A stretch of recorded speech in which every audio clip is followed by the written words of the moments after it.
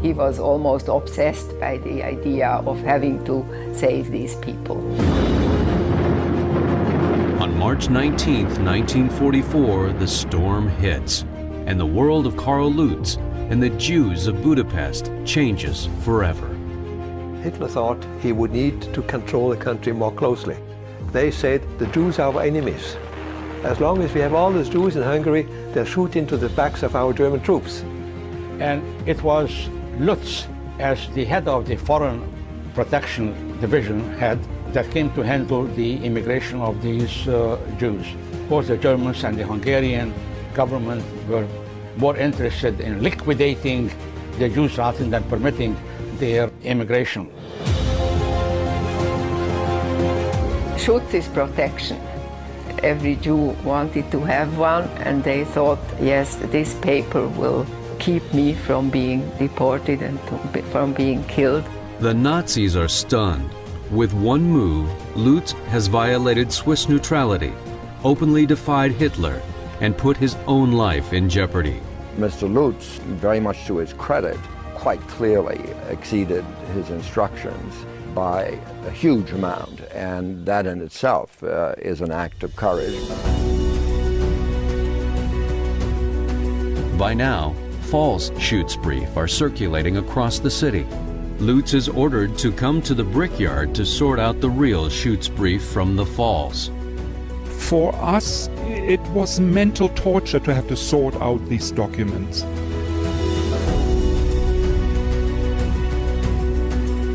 January 15th, 1945. In the night, the Red Army finally obliterates German defenses in Pest. Lutz is eager to see how many Schutzbrief holders have survived, but the Russian occupation forces order him to be out of the city within 36 hours. He was hoping at least that they would listen to what happened here. Everybody just wanted to forget as quickly about these things as possible. Soon, indifference turns to accusation. Du hast in Budapest deine Kompetenzen überschritten. Du hast zu viel gemacht für die Juden. I think of 60,000 people. Today, with their children, their descendants, this must be 250,000 or 300,000 people in the world that owing their life. I mean, it's enormous. You're listening to the Exploration Films podcast, where truth isn't an abstract. A deep dive into films from around the world. Conversations with producers, directors, and actors, where they discuss the behind-the-scenes stories of filmmaking and also reflect on their motivations and their worldview as storytellers.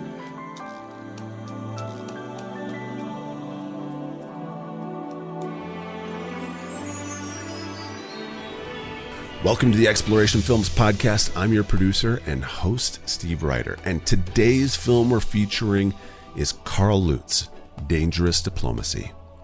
As a Swiss diplomat in Nazi-occupied Hungary, Carl Lutz could see what Hitler's regime was doing to Jews, and he just couldn't stand by. Most of you are familiar with Steven Spielberg's masterpiece, Schindler's List. Well, Carl Lutz ended up using his influence to save more than 50 times the number of Jews than Oskar Schindler. Being the history nerd that I am, this is one of my favorite films we're featuring this season. So I was super jazzed to interview director Brian Berrugi and Carl Lutz's stepdaughter, Agnes Hirschi-Grausz.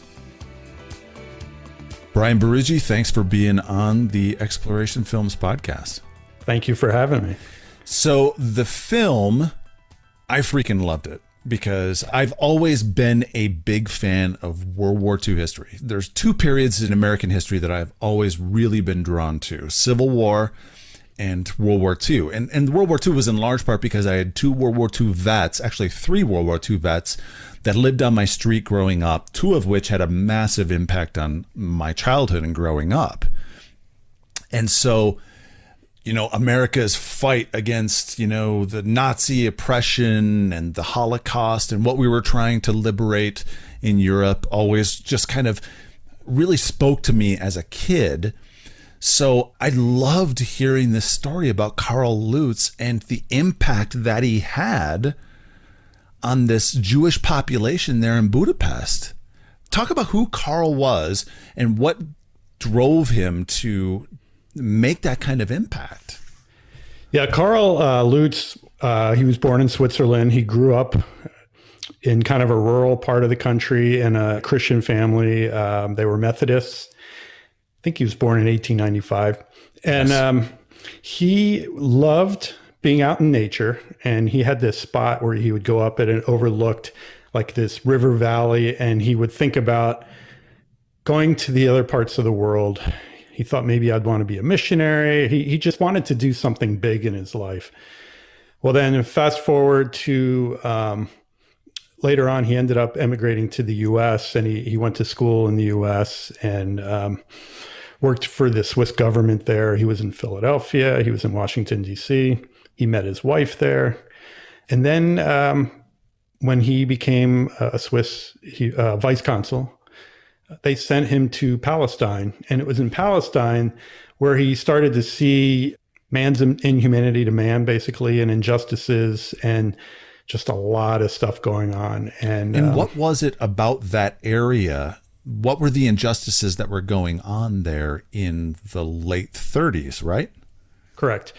First of all, he loved the whole idea of being in the Holy Land, partly because of his Christian upbringing, and he just wanted to see it. But it was also a unique time because he represented multiple countries, including Germany. And so that was back when Palestine was under British control, and it was just kind of a mess because you had the Arabs, you had the Jewish population, and it was just a tough time. I mean, he saw Jewish people getting beaten up and killed. He saw things like that. Mm-hmm. And he actually, interestingly enough, he represented Germany so well so that later on when he was actually going against Germany, at first they had a certain amount of respect towards him because of what he did for them in the past.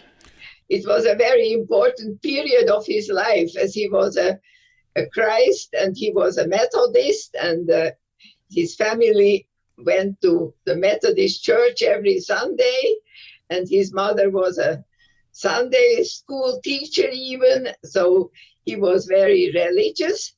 And for him, first of all, Palestine was the experience, as he was a very gifted photographer. He traveled all along and he visited these biblical sites and he made pictures which looked like 2,000 years ago with Bedouins. And we have a whole big collection of these pictures at Yad Vashem. We have so many pictures of that time that we could make an exhibition anyway. But it was important for him also for the contact with Jews, to know more about their mentality, to know more about the Palestinians. And it was very important for him that he took over the German interests when World War II broke out in 1939. And he had to take care of 2,000 German civilian people who were still in Palestine and who had to be repatriated. And he and his wife, Gertrude, his first wife, they did a very good job. And that helped him later in Budapest when he dealt with Eichmann about taking Jews under protection. And he had a very important experience in Haifa. He saw how a Jew was, I don't know how to say that in English, killed with stones, gesteinigt. Mm-hmm. Arabs threw stones and until the Jew was killed. Mm. And that impressed him very much. Wow. Of course, he told several times he spoke about this event. In 1936, the Arab-Jewish conflict explodes into violence. From the window of their apartment, Carl and Gertrude are first-hand witnesses. A Jewish worker was coming along around the corner, and he saw too late that he was faced with an angry Arab crowd. He was lynched. It made a tremendous impact on Carl Lutz and Gertrude Lutz. And he then he wrote back in a letter to his brother Walter that I really would like to help the Jews somehow, someday. Why was he representing Germany as well as Switzerland? And what other countries did he represent? And why did they do that? You mean when he was in Palestine? Yeah. You know, I don't remember which countries he represented, but a lot of times in like wartime, like when he was in Budapest, he represented multiple countries who didn't have, you know how sometimes countries don't have representatives because they're at war with each other. It's like they pull their diplomats out and they say, we're not talking to you. But they end up talking through a third party. And Switzerland, because they're recognized as being neutral, they're respected and trusted. And so Carl represented numerous countries, including the US, when he was in Switzerland. Hungary. Yeah. In Hungary, correct. Yeah. Budapest. So where did the idea for this film come about in your life? I'm fascinated with this person who I had never heard of. So it actually goes back to, do you remember Schindler's List? Mm-hmm. Steven Spielberg's movie. After that movie, he created a foundation. At the time, it was called Survivors of the Shoah Visual History. And the purpose was to record as many survivors' stories around the world as possible. Well, one of my closest friends lives in Omaha, and he started doing it. He became a videographer. And then I was working at a company called Real Productions in Monument, Colorado at the time. And we're like, hey, maybe I should be a videographer. So I got registered and I started doing interviews throughout Southern Colorado. And both my friend Mike and I, we were hearing stories about how diplomats were sometimes involved in rescuing Jews. And the first one I heard about was a Japanese diplomat named Sugihara. And it just fascinated me that there was this Japanese diplomat that was rescuing Jews. So we thought, well, that would be a great story. Let's do a story. Well, we realized that there was already a documentary about him. And then we found another one named Mendes, Portuguese. And there was a documentary producer in the middle of it. We're like, well, we want to do one that no one knows. And I don't remember how we actually found Carl Lutz, but once we heard his story, we were hooked. Yeah. And we got in touch with his stepdaughter, Agnes Hirschi, and we got in touch with a man named Teo Chui, who is his biographer. And immediately we had a good relationship with them, and that's how it all started. Sometimes in life, at historic moments, a situation arises which challenges the simple, decent man. And the simple, decent man can either do what is right and decent but dangerous, or he can do nothing. Carl Lutz chose the previous. And because this simple, decent man did the right thing, many, many lives were saved. What spurred Carl to act, to do this? Was it Palestine? Was it just a summation of his entire life? Was it an individual there in Hungary? That's always the question, isn't it? You know, what's the motivation and why did they? Part of it, I believe, was his Christian upbringing and his desire to do something great, something worthwhile, something that takes a lot of character. I think Palestine was part of it. Well, as actually in the documentary, towards the close of the documentary, Agnes, the stepdaughter, said that, you know, he felt like this was something God had him do, something that he felt very strongly was his calling or his what he was put there to do, and he did it, you know. Because if you were to meet him, we interviewed some people and they were like, yeah, he was, you know, kind of a bureaucrat, you know, not the most exciting person, you know, kind of he just liked books and things like that. But he, you know, when he was put in the right situation and he had the right background, he almost had a superhuman strength to him where he was able to stand toe to toe against the Nazis and against the Hungarian, like the Arrow Cross, which was, they were the Nazi wannabes in Hungary. Yeah. So. I remember very well the 2 months that we spent in the bomb shelter with the Lutz family and with 28 other people, that I could even describe the 2 armchairs which were put together, which were my bed, green armchairs, and how it looked in that bomb shelter. And I remember the people, many of the people that were there. And I celebrated my 7th birthday in the bomb shelter. And Carl Lutz was very, very nice with me. He had spared some chocolate. And that was a highlight at that time, you can imagine. Now, to put it into perspective, Schindler saved 1,200 Jews, approximately. Lutz is personally credited with how many? Depends who you ask. For a while, the number was 62,000, and that was based on some research done. The latest numbers, we like to say tens of thousands because we really don't know. But I would say it's somewhere between 40 and 60,000. That's incredible. Yeah. And how exactly did he do that? So again, it wasn't just him. Yeah. He worked with some amazing people. There was the Jewish underground, I think it's called the Chalitzim. It's like the pioneers. They were the ones who were doing a lot of the behind the scenes work. What Carl was doing is, as head of, he was the vice consul in Switzerland in charge of this. It's kind of a complicated thing. It started with trying to get Jewish children emigrating to, or going to Palestine, and then they had a certain number of certificates. And then they basically transformed it into what they called Schutzbriefe, which is protective papers.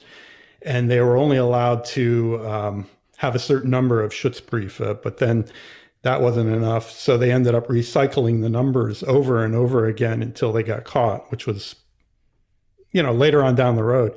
And there were other people that were making false protective papers, and they didn't stop them because if it was saving Jews, it was saving Jews. The other thing that Carl Lutz did was he interacted with some of the other diplomats in Budapest, like the Swedish. You've heard of Wallenberg, Raoul Wallenberg. He's well known. He actually got his start. He came after Carl had already started this, and he did his own. So you had various diplomats also within Budapest. And so if you take all the diplomats in Budapest, I think they're credited for about 125,000 Jews being saved from the war. Which is about half of the Jewish population of Budapest. Right. At the time. At the time. For 2 years, the Vice Consul helps over 10,000 Jewish children immigrate to Palestine. Most are orphans whose parents have been sent to concentration camps.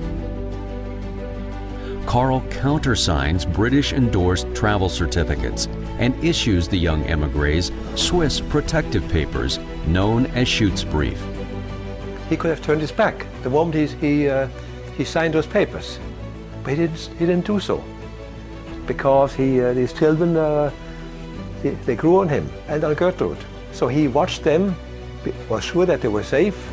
From then on, his name became known all over Hungary. One of the really interesting things about the film that really struck me was his direct communications with Adolf Eichmann, the mastermind of the freaking Holocaust. Yeah. The transportation expert that he was brought in.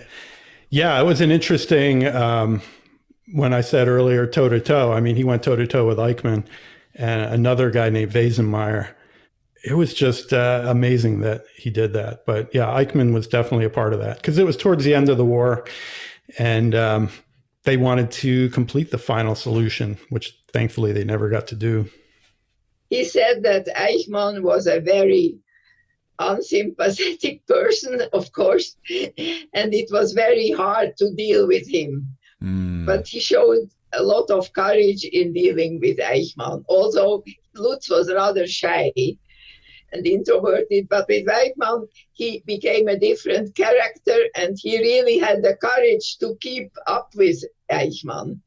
Was that ability to come out of his introverted shell and go toe-to-toe with him, was that something that you ever saw elsewhere in his life?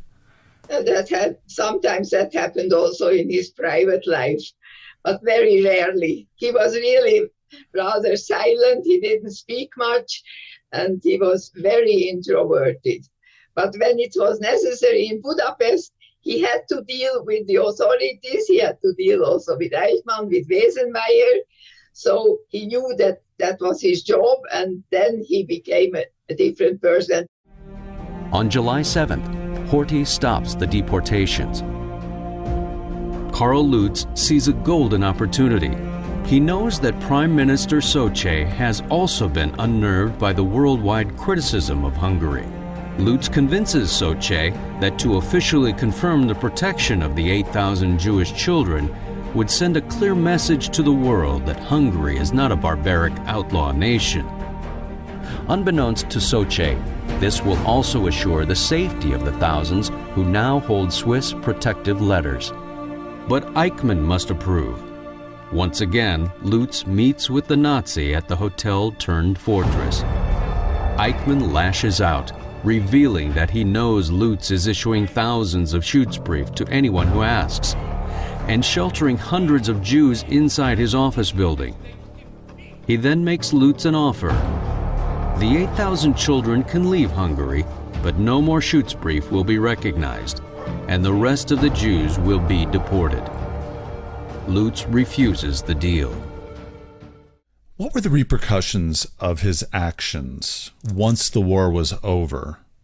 Because Switzerland at the time was a neutral country, and so using his powers to help all of these Jews out, I was surprised at that there were repercussions.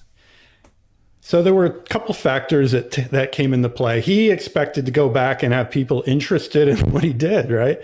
I would have been. But what he found was, A, the war was over and they just wanted to kind of put it behind them and move on. And B, he got reprimanded for exceeding his authority.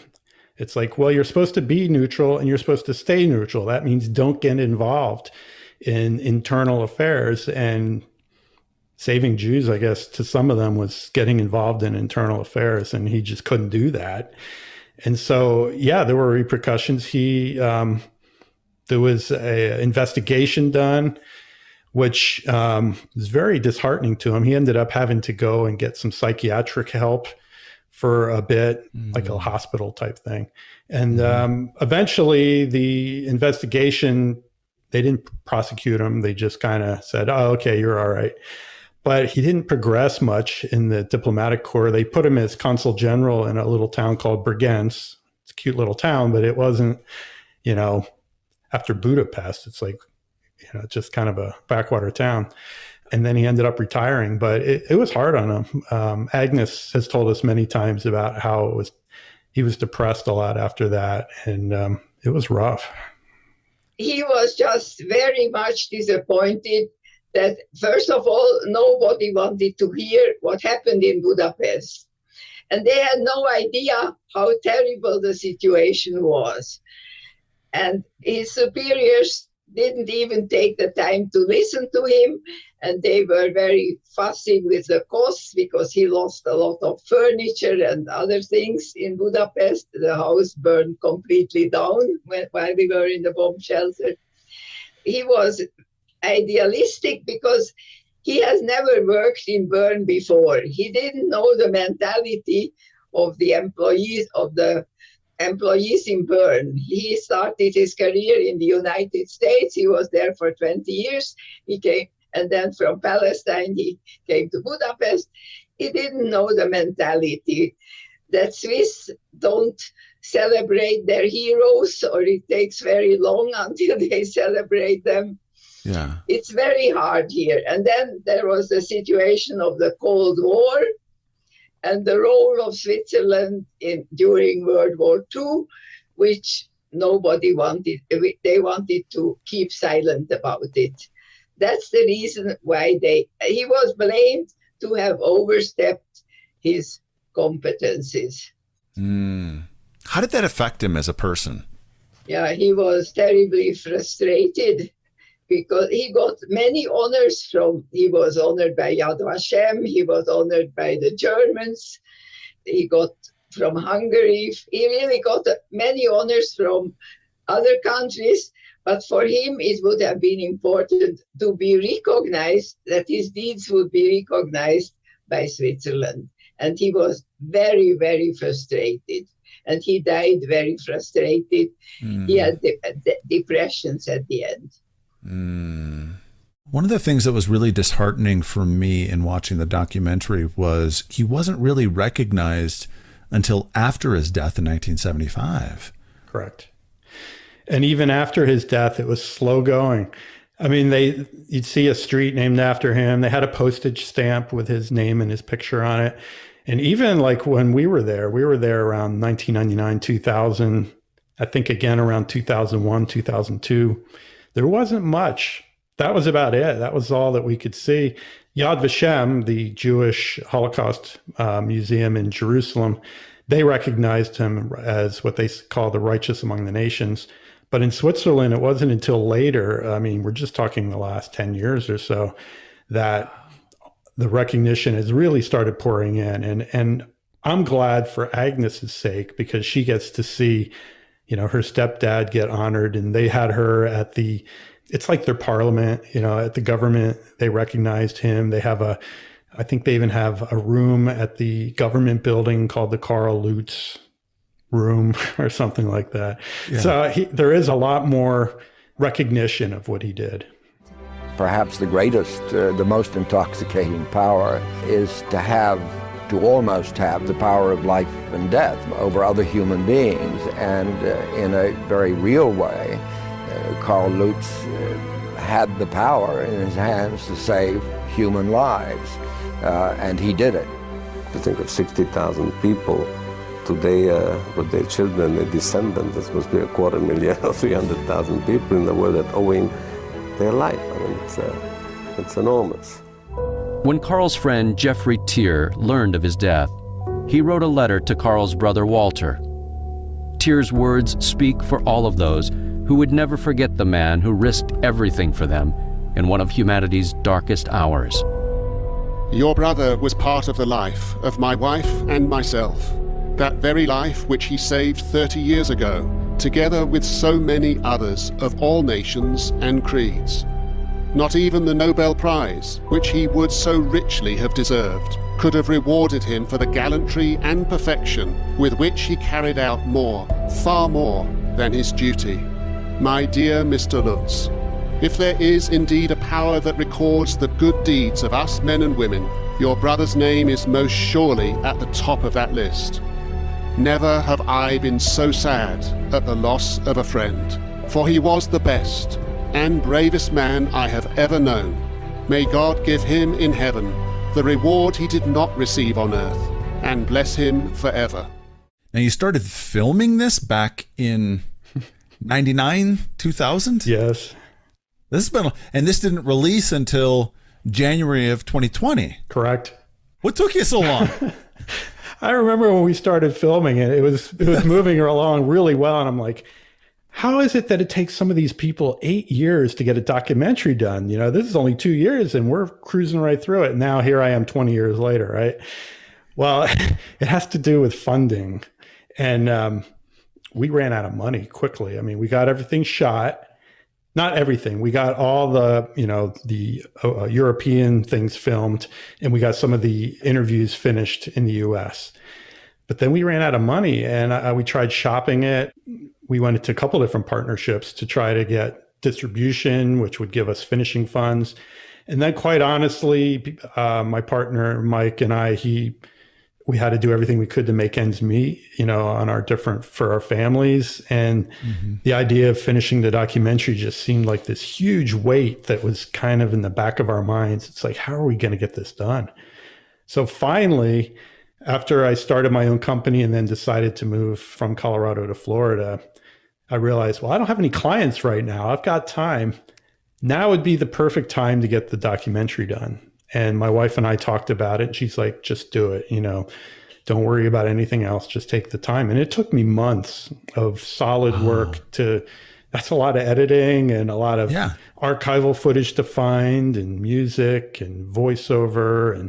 And then what do? We shot it back in the day when it was, 4:3 aspect ratio on a Betacam, and now it's all high definition 16:9 widescreen. And we shot all of our reenactments in widescreen. We had some drone work that we did, and I was happy with how our reenactments, for not having any budget whatsoever, we did it all for free. And then finally we finished it. And boy, what a relief it was to email Agnes and say, hey, remember us? We're done now. What have you learned as a filmmaker in the process of this, as well as in some of your other work, like the documentary about Rachel Scott, one of the victims of the Columbine shooting? What have I learned? I've learned that it's harder than you think when you go into it. And that it's also very fulfilling. I would like to do more documentaries. I just need to find a way of doing it and making income at the same time. Once I get that figured out, I also learned that it's really important because you're dealing with hours and hours of footage and so much information is be as structured and organized as you can from the very beginning, and work with the best people you know. And I love collaboration. Mm-hmm. It is so much fun to work with some of your best friends and people who have a passion to tell stories. So when Mike and I did the Carl Lutz project, the idea was to do a series of 6 similar projects, 6 righteous diplomats. And we called it Hidden Heroes of the Holocaust. And we pitched it to some PBS stations, and they all thought it was a great idea, but we had no money once again. And then once we realized that was a hard sell, we decided to try doing a series called Hidden Heroes of History and broaden it. And again, we pitched it. We talked to a showrunner, never seemed to get the funds. But, the dream hasn't died. I still would love to do more Hidden Heroes of History because I think we have so much to learn from these people that are just people like you and I, only they're put into a circumstance and they choose to rise to the challenge and not shrink from it. And especially in the times we're living right now where there's so much polarization, I find that stories like Carl Lutz's story even pulls everybody together because we can all recognize what he did and what the people around him did. And everybody likes a story where somebody is, trying to help other people and putting their lives at risk to help other people. Encouraged by the Swiss diplomat's boldness, others begin to follow his lead. Among them is a 32-year-old Swede named Raoul Wallenberg, who launches his own daring rescue operation. Angelo Rota of the Vatican and Friedrich Born of the International Committee of the Red Cross also extend diplomatic immunity to several buildings, and another 8,000 Jews find refuge. Who are some of those other heroes through history and heroes of the Holocaust that you're thinking about? We had different categories. We even had Hidden Heroes of Medicine, like subcategories, Hidden Heroes of the U.S. Space Program. So I worked at Cape Canaveral Air Force Station for 4 years, and I met a lot of incredible people who were the behind-the-scenes people of, getting the Apollo launched. Mm-hmm. And we actually shot a little pilot, and we got 3 old-timers together, and we're walking through the old Cape Canaveral Air Force Station, talking about what it was like, when you push the go button, you're not sure if it's going to go up or if it's going to go out, it's like blow up. And so as far as on my list, there were people from the space program that, they're not common names, but they're, people like Dr. Al Bruckner and guys that were just amazing. And then in the Hidden Heroes of Medicine, people like, Ben Carson now is not an unknown name, but he was a surgeon, and his story of growing up, to me, he's a hidden hero. And hidden heroes of even different wars, like you mentioned, or like the Civil War. Civil War is a war that people don't really know a lot about, but I'm going through the Ken Burns documentary myself, and it's an amazing story. It's so good. It's so good. There's heroes everywhere. It's just a matter of, another one we were doing, Hidden Heroes of the Civil Rights Movement. So right near where I live is the story of a man and a woman, a Black couple that were amazing couple. Back in the 50s, They helped start the NAACP, and they just did a lot of amazing things. Well, they were killed by a bomb that went off in their house. Well, he was killed, and then later she passed away. Because those were the stakes back then in the civil rights movement. So lots of opportunity to tell stories. What advice would you have for a young filmmaker who's listening to this, has a passion for telling historical stories or telling even recent stories? What advice would you give to them for, how to get funded and how to collaborate properly and who to collaborate with and that sort of stuff? I would say start where you are. An example is there's a museum near my house called the Warbird Museum, and it's these old World War II, World War I planes. And I'm trying to come up with a way to just fund doing stories about some of the pilots that still are alive that flew in those planes. So that's, in my neighborhood. So I would say, look in your neighborhood, whether it's an older person who maybe served in Vietnam or somebody who did something amazing. Start local, because then your expenses are a lot lower. And even if you have to do it totally for free to get going, I think it's a great exercise to learn how to tell stories, learn how to interview people, learn what kind of B-roll and what kind of archival material will be helpful, where to find music, the whole process of building a documentary. Start with a short one. Don't start with a 2-hour documentary. Do like a 10-minute vignette or something. And if you do a couple of those and people notice, maybe you can hook up with a local college, community college, or, depending on where you are, film schools, places where you can interact with other people and, kind of start that way. As far as funding, you said funding. Well, if I had an answer to that one, I would be on my next documentary right now. But how did you fund the first part of the documentary before you stopped filming? We interacted with 3 different Swiss foundations who gave us some money to get over there and to be able to rent equipment. And we were able to also get some free hotel nights over in Europe. And we were able to get a couple free flights on, I think it was Swiss Air at the time. And nice. That was it.